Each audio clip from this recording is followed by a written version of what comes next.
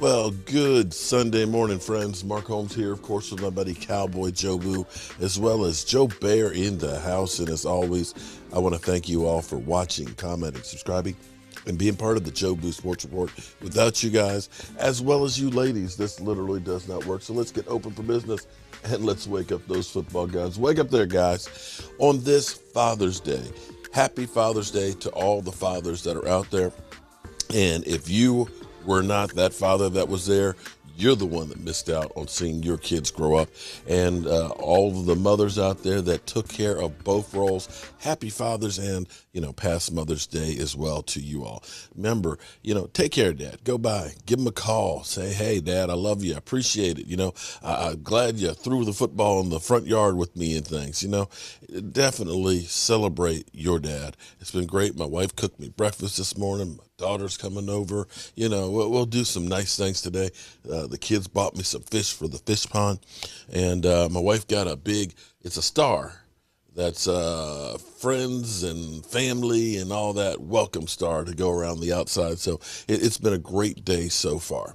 So I woke up this morning and I saw, I go through when I wake up in the morning, I hug my wife and all that, go to the bathroom and start doing my research for my morning video and things.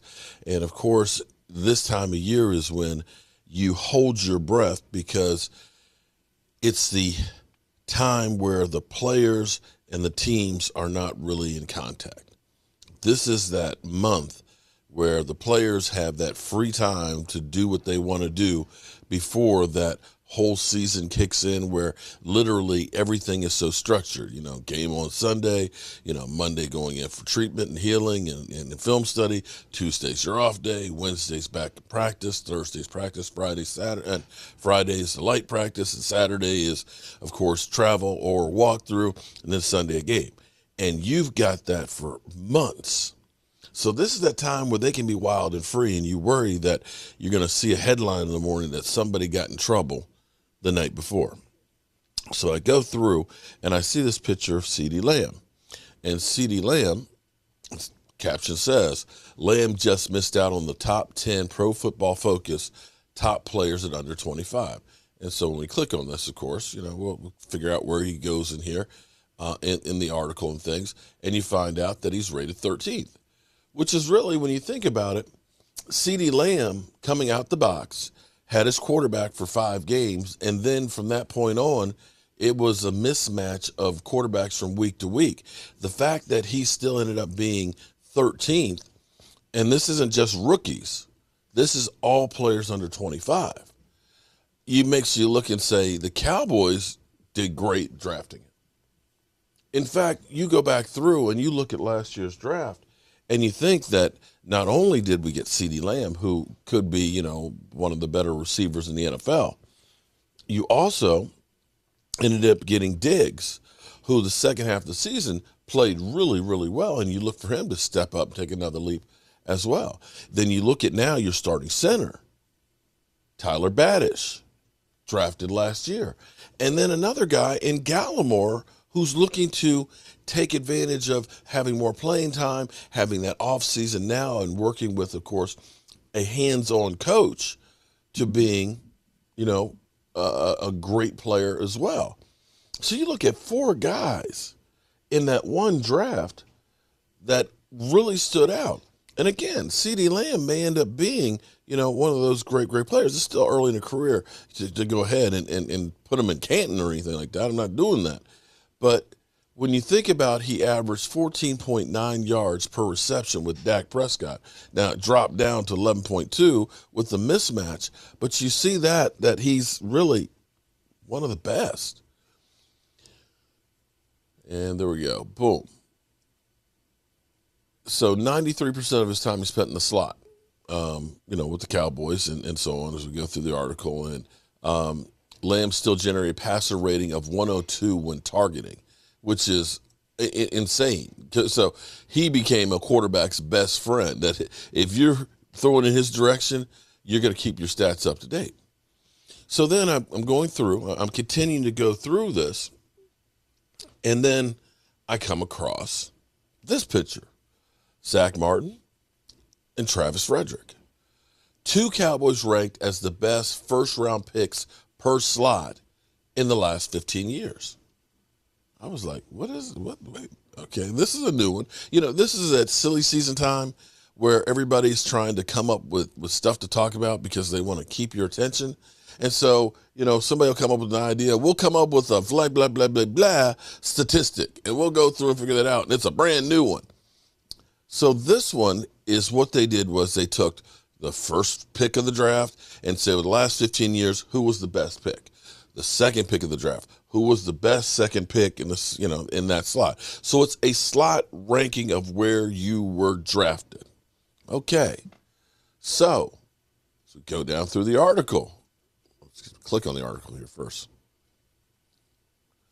Pro Football Focus, Skip, the boys at Pro Football Focus, they watch a lot of football. Pro Football Focus recently named the best player at each draft slot in the last 15 years of the draft. While that may not have reaped much playoff success off their hauls, right near the top of the list sit the Dallas Cowboys. The Cowboys had 3 clear candidates for the experiment with Tyron Smith, Travis Frederick, and Zach Martin, all of who are Hall of Fame caliber players. Ultimately, Frederick and Martin were the 2 that made the cut for their draft slots of 31 and 16. So for every player that was drafted at 31, the Cowboys actually moved back, traded with San Francisco, and drafted Travis Frederick, as well as using the extra pick to pick up Terrence Williams. They say that he is the best 31st picked player over the last 15 years. And Zach Martin, the 16th pick, was the best 16th pick in the draft in the last 15 years. Tyron Smith was an honorable mention. He was the 9th pick in the draft. So, the further up you get, the better, hopefully, the players were. And that's kind of outstanding when you think about this, because here's what's crazy. You could probably go through. Now, last year was an aberration because we didn't have any Pro Bowlers. But I bet you if you look from 2010 until now, I bet you the Dallas Cowboys have more Pro Bowlers than any other team. You look at that and you say the Dallas Cowboys, they had, 3 guys that are potentially Hall of Fame linemen. You think about, you had 2 NFL rushing champs. You had a Tony Romo. You had a DeMarcus Ware, who should be a Hall of Fame. You had a Jason Witten. You've had all kinds of talent. Now, the Dallas Cowboys get a lot of flack because of the management. The one thing that the Dallas Cowboys seem to be able to do is to find homegrown talent. I don't think that there's any other team out there that's found 3 potential Hall of Fame offensive linemen over the last 12 years. I don't think that's the case. Now, the problem, of course, is we get that talent, but the talent just does not seem to perform. And be that Jason Garrett or now Mike McCarthy, you look around and there's teams that have far less talent than the Dallas Cowboys that are having far more success. And that, my friends, lies the real problem with the Dallas Cowboys. They get the players. Don't know if they can't keep the focus. They don't know if it's the coaching. Don't know if it's the culture. But whatever it is, they get great players. But they don't live up to the potential. And hopefully this season is the season of getting that together. Maybe the slice of humble pie of last year.